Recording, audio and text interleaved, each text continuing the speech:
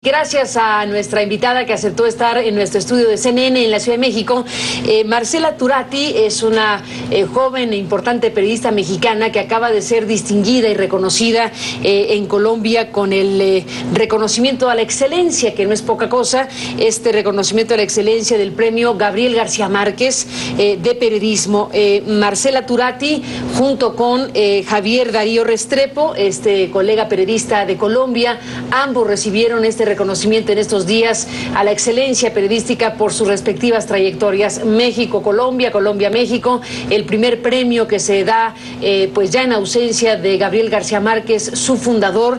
Y bueno, pues nos da mucho gusto, Marcela, que estés aquí, felicitarte por este importante reconocimiento a la excelencia precisamente de tu tarea. Bienvenida. No, muchísimas gracias por la invitación y gracias por las felicitaciones. Pues un abrazo para ti desde luego y a Javier Darío Restrepo. Bueno, brevemente, porque habría muchos temas y hay muchos temas de los cuales conversar en estos momentos, Marcela, pero tu balance, tu lectura del significado que tiene que tú como periodista mexicana, bueno, te veas pues en este amplio reconocimiento junto con Restrepo.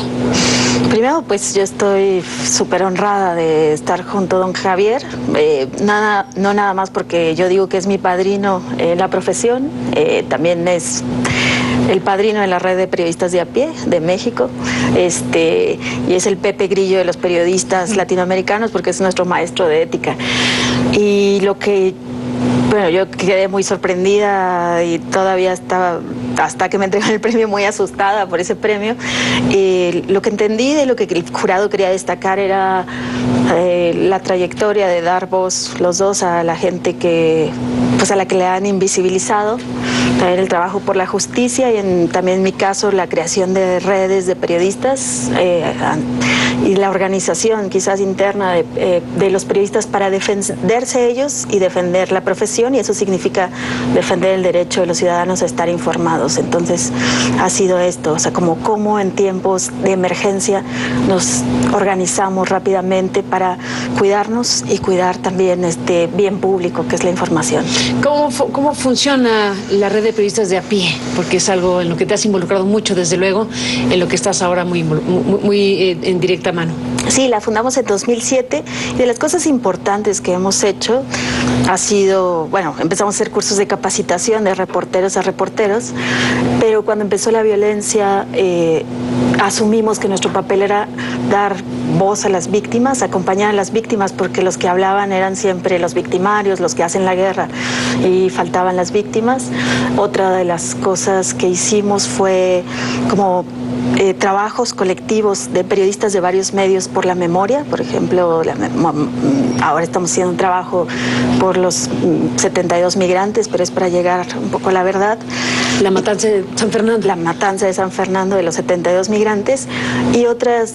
Bueno, poco a poco empezaron a llegar periodistas de los estados atravesados por el miedo, pidiendo ayuda, y lo que hicimos fue crear redes de solidaridad entre nosotros para que si desaparecían, por ejemplo, en este caso a Gregorio Jiménez, ahí vimos que funcionó, o sea que de inmediato hicimos una campaña con gente de Juárez, de Jalisco, de Puebla, de Morelos, de Veracruz, para decir no están solos, o sea, es uno nuestro, si a sus medios no les importan, a nosotros sí, y gobierno, o sea, empieza a buscarlo, ¿no? Entonces, es de las cosas que hemos hecho, investigaciones conjuntas, libros conjuntos, y lo que tratamos de hacer es convertirnos en investigadores también, no nomás salir a las calles y defender la libertad de expresión, también en algún momento empezar ya a hacer núcleos de periodistas investigadores en las zonas silenciadas. Un componente muy importante tiene que ver con la presencia de la prensa, con la presencia de una investigación periodística que le está dando un giro de 180 grados a una versión oficial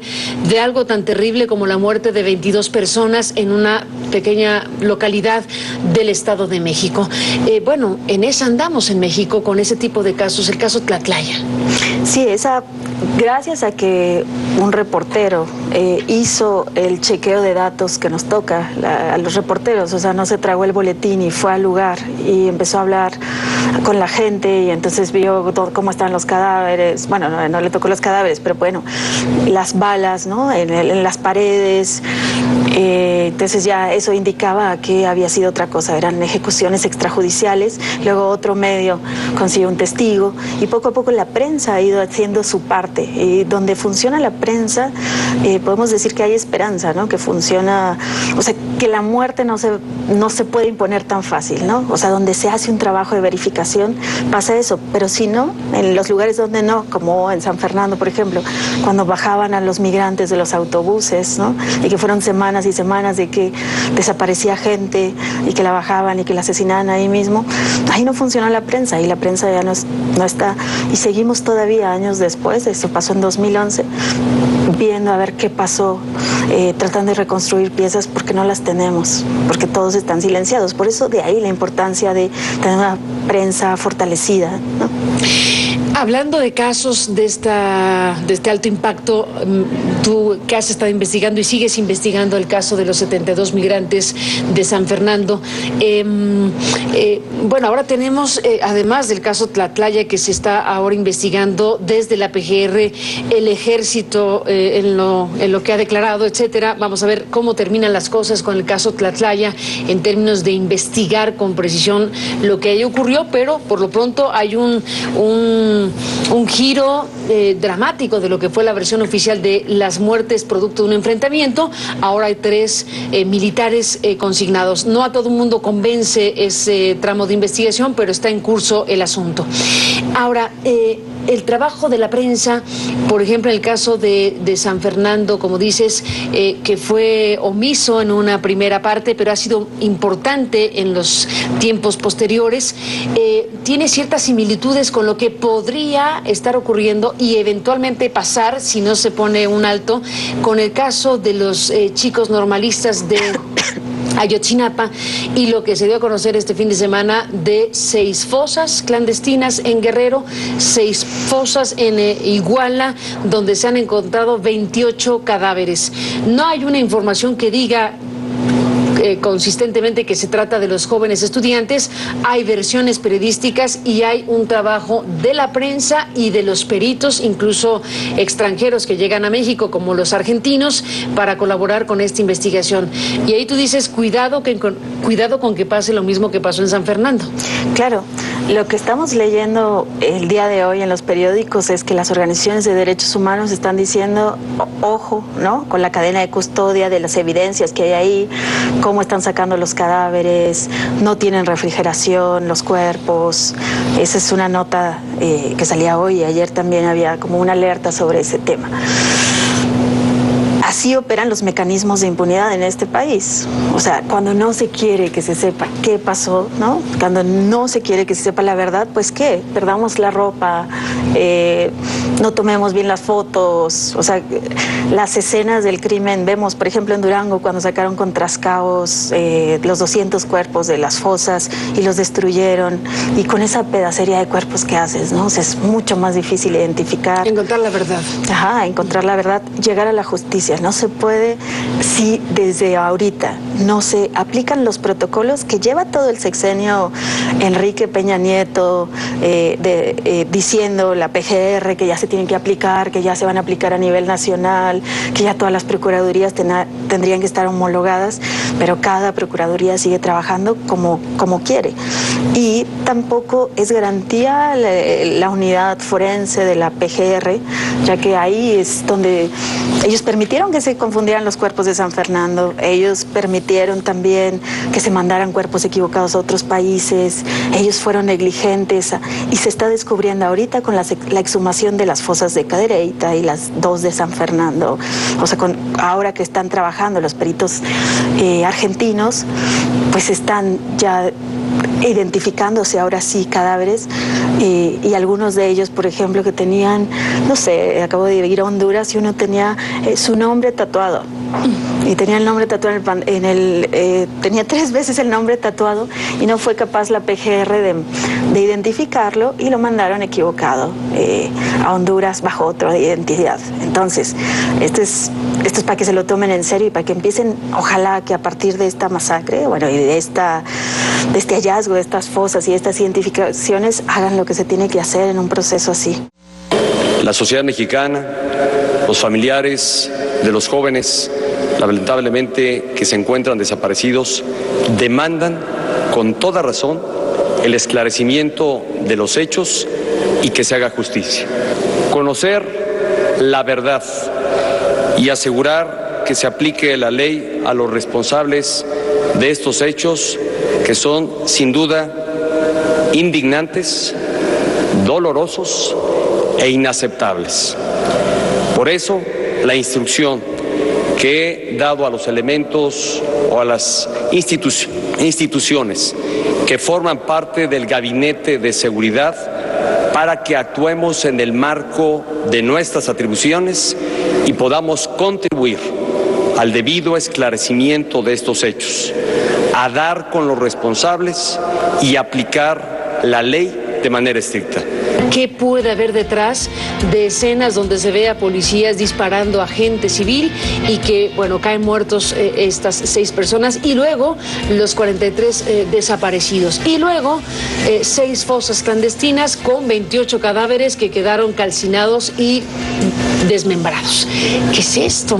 ¿Qué es esto? ¿Y qué piensas de un mensaje como el que acaba de emitir el presidente de México, Marcela Turati? Bueno, era lo menos salir, y creo que se ha tardado ya en salir y bueno, esperemos a ver que resulte realmente unas investigaciones creíbles, ahora que va a poner a trabajar a todo su gabinete, que realmente ocurra algo distinto. O sea, también me recuerda un poco a los 72 migrantes, que fue un hecho terrible, que de repente dan unas declaraciones de que México tal y de que esto no se iba a permitir.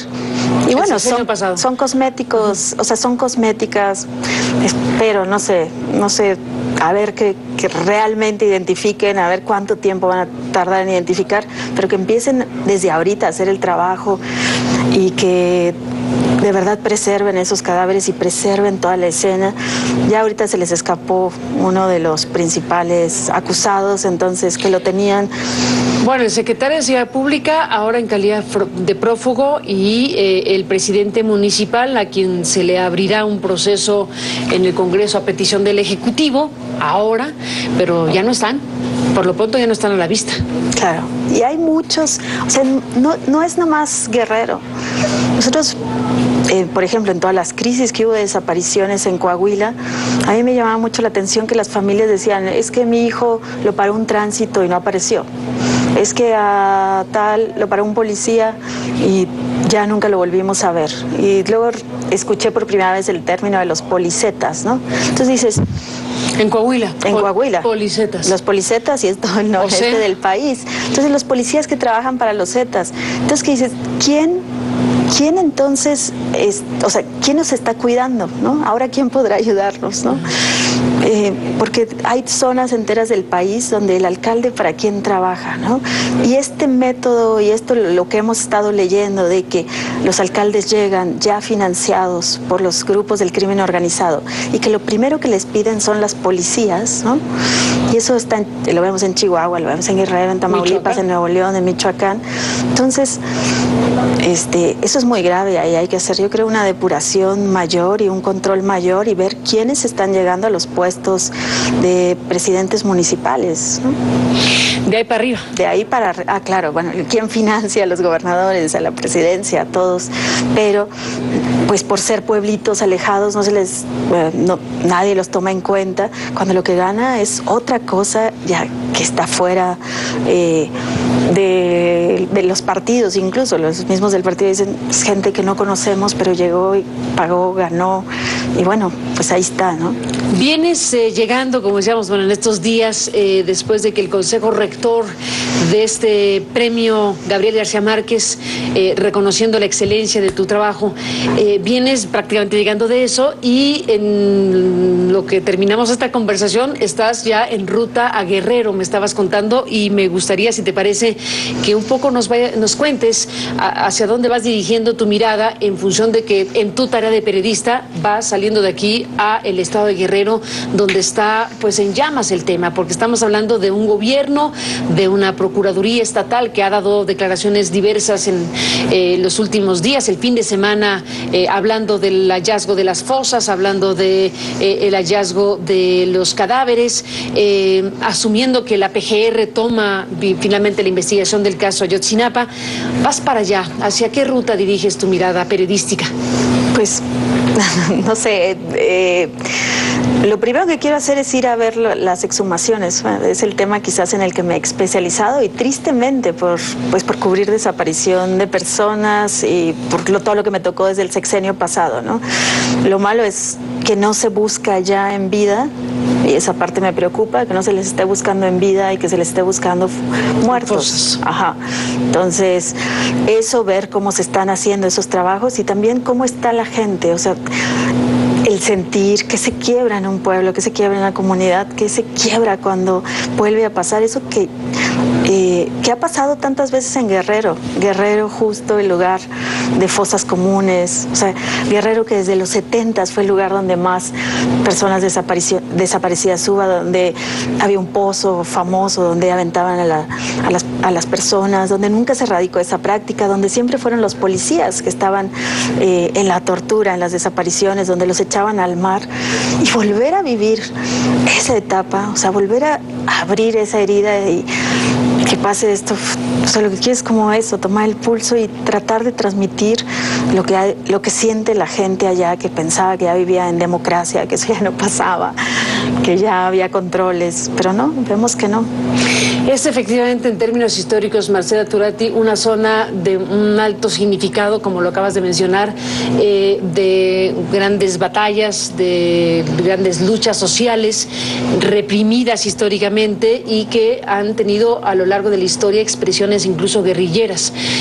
Grandes personajes de las batallas magisteriales, como sabemos, Genaro Vázquez, Lucio Cabañas, estos personajes que tenían un perfil en concreto que después derivaron en la guerrilla y derivaron en una gran represión que no ha terminado por lo que se puede apreciar, pero hablamos de 2014, hablamos de que en este país estamos frente a un choque muy fuerte en una imagen que refleja ese espejo que Guerrero hoy nos está ofreciendo.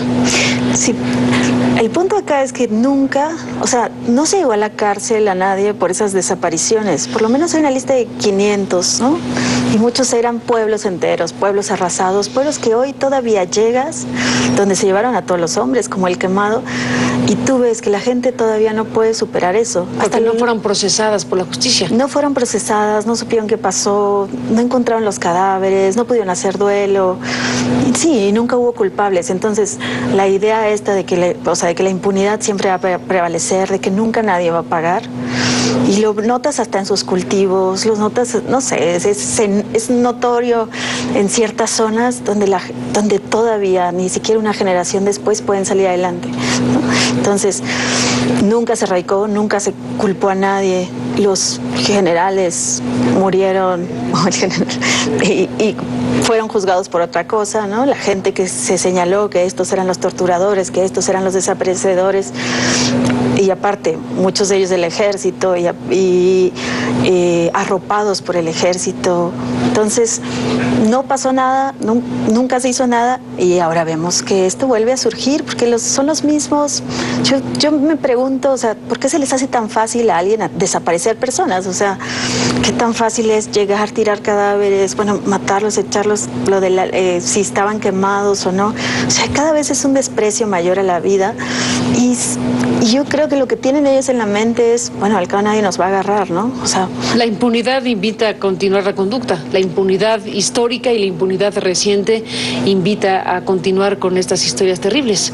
Ese es el gran drama de México. Claro, y cuando le empiezas a tratar de encontrar sentido al sinsentido, o sea, cuando, por ejemplo, todas las hipótesis que tenemos de qué pasó en San Fernando, o sea, ¿por qué iban a matar? ¿O por qué bajaban a gente de los autobuses y los iban matando? ¿Y lo sabes hoy, Marcela? Uy, hay como 5 hipótesis. Dame o una, 6. la que más te convenza. No, bueno, una es preventivo, o sea, ellos decían que seguramente los iba a enrolar, eran puros hombres en edad productiva, en un camión, seguramente los iba a enrolar el cártel contrario, pero eso ya es la locura de la guerra, es el sinsentido, ¿no? O pues para castigar al pollero porque no pagó la ruta, entonces matamos a todo su cargamento, ¿no? Además, y si no, pues a ver quién nos sirve para trabajar, ¿no? Y son puras, o sea, ya es la locura y es un desprecio, es arraigado ese desprecio por la vida. Ahora, lo que pasó en Tlahtaya, por ejemplo, también pensaba, no es nuevo, lo vimos en años recientes, lo vimos con los estudiantes del TEC de Monterrey, también ejecución extrajudicial, los hicieron pasar por sicarios, los marinos que fueron por varias personas en Tamaulipas y en Monterrey y en Nuevo León, que nunca fueron juzgados. Lo vimos con la familia Almanza, que fue la familia que acribillaron por pasarse un retén en Tamaulipas. Lo vimos también con los de Badiraguato, esa familia, y lo seguimos viendo durante todo el tiempo. Es el mismo ejército, son los mismos marinos, es la misma Policía Federal en la misma guerra. O sea, ¿qué cambió? Y queremos ver diferentes resultados. Entonces, no sé, esta es la continuación de algo que nunca se erradicó y que sigue ocurriendo, y evidencias tenemos muchísimas. Estaba el Escuadrón de la Muerte famoso de Ojinaga, pero no sé, quizás hay hechos que han saltado más que otros. No es una sorpresa que esto pase, solo que la prensa le echó ojo, por lo menos al caso Tlahtaya, y la mentira, el montaje no ha resultado como en los demás casos, ¿no? Todo abierto para seguirlo muy de cerca, y yo te agradezco que hayas estado en este programa, pues para conversar, para hablar de estos temas. Seguiremos desde luego tu trabajo ahora que te vas rumbo a Guerrero con obvios temas para seguir investigando, y bueno, pues felicitarte por este muy importante reconocimiento internacional, a la excelencia, tu trabajo periodístico. Felicidades, Marcela. Felicidades a Javier Darío Restrepo por este reconocimiento de la Fundación Gabriel García Márquez, y bueno, pues gracias por estar aquí. Gracias a ti y a usted que nos permitió estar con ustedes este programa. Pásela bien y lo esperamos mañana. Buenas noches.